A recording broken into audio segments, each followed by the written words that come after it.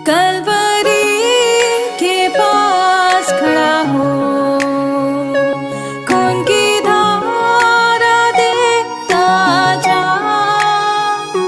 तेरे पापों का यही दाम दिया है मसीह यीशु ने।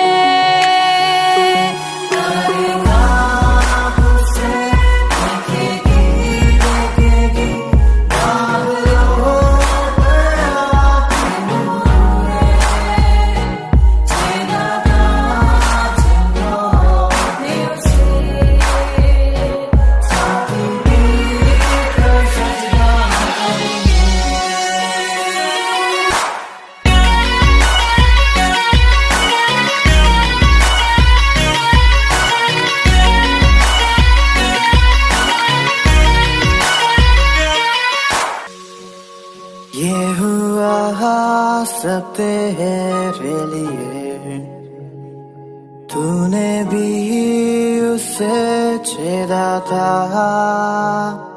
फिर भी प्यार से वो बुलाता, जाता क्यों नहीं तू उसके पास, फिर भी प्यार से वो बुलाता, जाता क्यों नहीं तू उसके पास।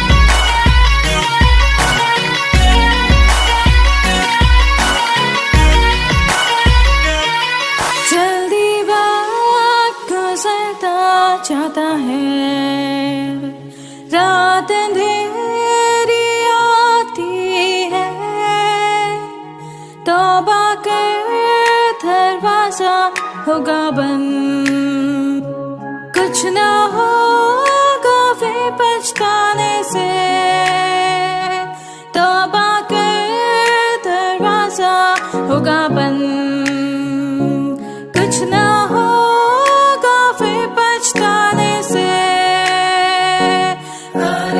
हम प्रभु परमेश्वर को धन्यवाद देते हैं आज की सुंदर सुबह के लिए कि परमेश्वर ने आज की सुंदर सुबह दी है कि हम परमेश्वर के पवित्र चरणों में आकर परमेश्वर की महिमा करें। प्रियो, मैं आप सभी का स्वागत और वेलकम करता हूं आज की सुबह living Christian movement fellowship ministry Jaipur Rajasthan में। आप सभी का स्वागत है इस मॉर्निंग डिवोशन में। प्रभु आप सबको बहुत आशीष दे, परमेश्वर का हाथ आप पर बना रहे। भोर की प्रार्थना ये हमारे लिए बहुत ही आवश्यक है और इसलिए प्रभु ने आज का दिन, मंगलवार का दिन फिर से दिया है कि हम नए तरीके से नए दिन को लेकर परमेश्वर पिता के चरणों में आकर परमेश्वर की महिमा करें। एक बार फिर से दिल की गहराई से आप सबको धन्यवाद। आप जो प्रार्थना करें उसके लिए धन्यवाद। आप हमें हमारे लिए सपोर्ट आप करें उसके लिए धन्यवाद। प्रभु आप सबको बहुत बड़ी बरकत दे, आशीष दे और बहुतों के लिए आप आशीष का, आनंद का कारण बनते जाएं और परमेश्वर की महिमा कर सकें। प्रियो, जैसे कि आप सभी को मालूम है, हम पहला थिस्सलुनीकियों का 3 अध्याय का अध्ययन कर रहे हैं और कल हमने देखा था उसके 8 पद तक कि परमेश्वर ने कैसे एक एक दिन प्रभु के दासों को संभाला। क्लेशों में, परेशानी में, कठिनाई में, आनंद में भी परमेश्वर हर कदम पर हमारे साथ रहता है। आज मैं आपके सामने 9 पद से पढ़ना चाहूँगा, 9, 10, 11 पद को, ताकि हम इस वचन को लेकर और प्रभु को धन्यवाद देते जाएं। लिखा है 9 पद में, और जैसा आनंद हमें तुम्हारे कारण अपने परमेश्वर के सामने है, उसके बदले तुम्हारे विषय में हम किस रीति से परमेश्वर का धन्यवाद करें। हम रात दिन बहुत ही प्रार्थना करते रहते हैं कि तुम्हारा मुंह देखें और तुम्हारे विश्वास की घटी पूरी हो जाए। 11 पद। अब हमारा परमेश्वर और पिता आप ही और हमारा प्रभु यीशु तुम्हारे यहाँ आने में हमारी अगुवाई करे। परमेश्वर अपने इस वचन के पढ़े और सुने जाने पर आशीष दे, बरकत दे, ताकि हम इस वचन को लेकर और अधिक उत्साहित होकर सुबह के इस ब्रेकफास्ट को, सुबह के इस आत्मिक नाश्ते को ले सकें और दिन भर के लिए अपने अंदर एक नई ताजगी को प्राप्त करें। यही है हमारे जीवन का वो भोजन जब आप सुबह उठकर परमेश्वर की महिमा करते हैं। प्रियो, हम सुबह 5 बजे ये हमारा डिवोशन रिले हो जाता है और प्रभु का धन्यवाद करते हैं कि परमेश्वर मॉर्निंग में हमें नई आशीष से भरपूर करता है, ताकि हम परमेश्वर पिता को धन्यवाद देते चले जाएं। हम प्रार्थना करेंगे। जीवते और सच्चे विश्वास के योग्य परमेश्वर, आज की सुंदर सुबह के लिए दिल की गहराई से आपको धन्यवाद।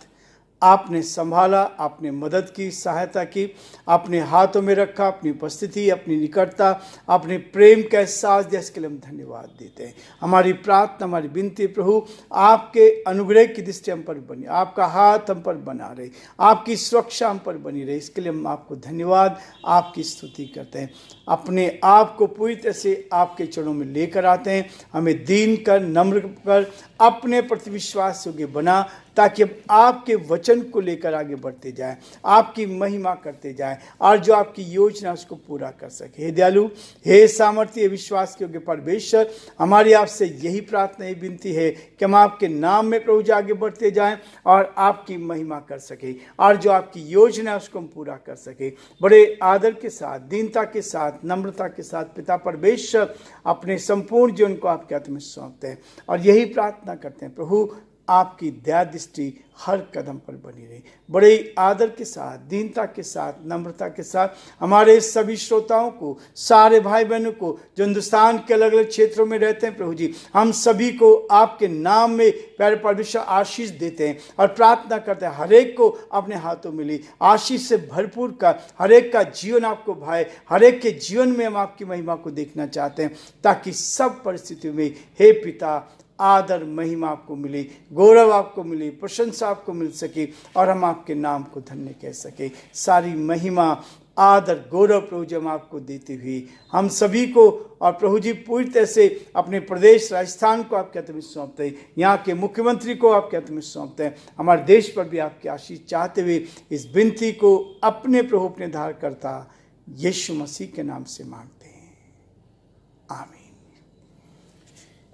प्रियो, प्रभु चाहता है कि हम हर दिन सिलसिलेवार इस वचन का ध्यान करते चल जाएं। हमने उत्पत्ति से शुरू किया था और पहला थिस्सलुनीकियों तक हम पहुंच गए हैं और कुछ समय में इस पूरी बाइबल को हम समाप्त करेंगे। आप परमेश्वर का धन्यवाद करते हैं कि परमेश्वर हमें ताकत देता है ताकि हम इस वचन को लेकर अपने जीवन में उतारें। वचन कहता है कि इस वचन को लेकर अपने जीवन में लें, ताकि हम इसके अनुसार जीवन व्यतीत करें, इसके अनुसार हम आगे बढ़ सकें और जो वचन कहता है उस वचन को लेकर हम प्रभु में आगे बढ़ते जाएं। आज का जो वचन है, परमेश्वर मुझे और आपको इस बात को कहता है कि हम कैसे एक दूसरे को आनंदित कर सकते हैं, जीवन में कैसे आनंद को प्राप्त कर सकते हैं और एक दूसरे के में को आनंदित कर सकते हैं। और इसलिए 9 पद में कहता है, और जैसा आनंद हमें तुम्हारे कारण अपने परमेश्वर के सामने होता है। आनंदित रहो, प्रभु में सदा आनंदित रहो। मैं फिर कहता हूँ आनंदित रहो। फिलिपियों उसका 4 अध्याय 4 पद में इस बात को कहता है, आनंदित रहो, मसीह में आनंदित रहो, सेवा में सेवा करते हुए आनंदित रहो, एक दूसरे को प्रोत्साहन करते हुए आनंदित रहो। हम जीवन में आनंद को प्राप्त करना चाहते हैं, जीवन में आनंदित होना चाहते हैं, तो परमेश्वर चाहता है कि हम आनंदित जीवन जिएं और बहुतों के लिए आशीष का, आनंद का कारण बनती जाए। यही हमारे लिए महत्वपूर्ण है। यही हमारे लिए है कि हम खुद आनंदित रहें और दूसरों को भी आनंदित करें। जीवन में आनंद ही मेरे लिए सब कुछ है, आपके लिए सब कुछ है। और इसलिए प्रभु का वचन हर कदम पर कहता है कि हम आनंदित जीवन जिए, आनंद में जीवन जिए, आनंद में रहकर, परिस्थिति चाहे कैसी क्यों ना हो। मैं हमेशा अपनी कलीसिया में भी इस बात को कहता हूं, मसीह जीवन, मसीह का मतलब है बचाने वाले, हमेशा आनंदित जीवन जीते हैं। चाहे दुख है तब भी वो आनंदित रहते। इसलिए जब आपके जीवन में दुख आया तो इसका मतलब है कि आप आगे बढ़ना चाहते हैं, परमेश्वर आपको आगे बढ़ाना चाहता है। आनंदित रहने का मतलब फिलिपियों 4:4 में कहता है, आनंदित रहो। मैं फिर कहता हूं आनंदित रहो, क्योंकि जब आप आनंदित रहोगे तो आप एक पायदान आगे बढ़ रहे हैं। दुख में आनंदित हैं। और मैं उदाहरण देता हूं, जब बच्चों के एग्जाम आते हैं, चाहे छोटी क्लास हो चाहे बड़ी क्लास हो, जब एग्जाम आते हैं तो तकलीफ होती है। लोग, बच्चे मेहनत करते हैं, परेशान होते हैं, जगते हैं, लेकिन जब रिजल्ट आता है और पास हो जाते हैं तब उनका आनंद दुगना बन जाता है। जितनी बड़ी परीक्षा उतना बड़ा आनंद। 10th की परीक्षा दी, आनंद। 12th की दी, आनंद। उसके बाद ग्रेजुएशन किया, बड़ा आनंद। उसके बाद जब आप नौकरी के लिए एग्जाम देते हैं तब उससे बड़ा आनंद। परमेश्वर आपको एक एक कदम पर बढ़ाता है और इसलिए कहता है आनंदित रहना हमें।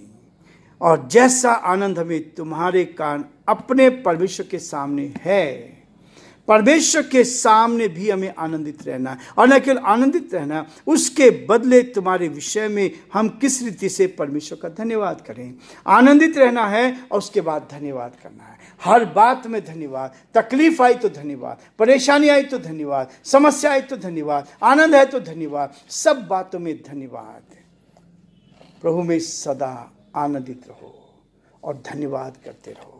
एक दूसरे को प्रोत्साहन करते रहो, एक दूसरे को उठाते जाओ, एक दूसरे के जीवन में हम बड़े कार्य को देख पाएं। इसलिए कहता है कि हम धन्यवाद के साथ, आनंद के साथ और धन्यवाद की भेंट अपने प्रभु परमेश्वर के सामने चढ़ाते जाएं। 10 पद में कहता है, हम रात दिन बहुत ही प्रार्थना करते रहते हैं। जीवन में प्रार्थना ही महत्वपूर्ण है। आनंदित रहना है, धन्यवाद देना है, प्रार्थना करना है। जीवन में प्रार्थना ही सब कुछ है। प्रार्थना ही जीवन है, प्रार्थना ही जय है। प्रार्थना के द्वारा ही हमें सब कुछ मिलता है।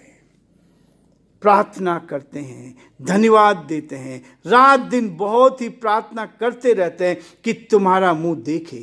एक दूसरे के साथ संगति करना, एक दूसरे के साथ संगति करना। उस समय आसान नहीं था आना जाना का।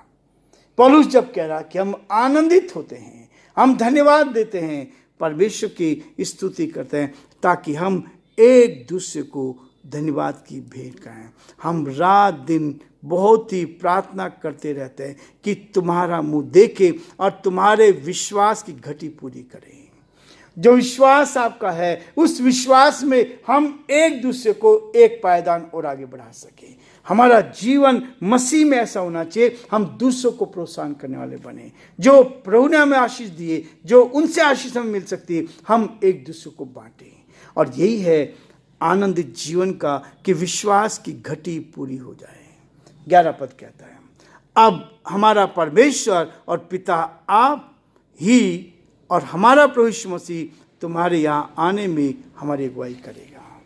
परमेश्वर की अगुवाई में ही हम एक स्थान से दूसरे स्थान तक जा सकते हैं, एक परिवार से मिल सकते हैं, कलीसिया में जाके मिल सकते हैं। ये सब कुछ केवल परमेश्वर की ओर से होता है। इसलिए प्रियो, परमेश्वर चाहता है कि हम आनंदित होकर आगे बढ़ें और परमेश्वर की महिमा करें। प्रियो, आज हम रुकना चाहेंगे, कल फिर हम आगे बढ़ेंगे 12-13 पद को लेकर, ताकि इस अध्याय को हम समाप्त कर सकें। प्रभु आप सबको बहुत बड़ी बरकत और आशीष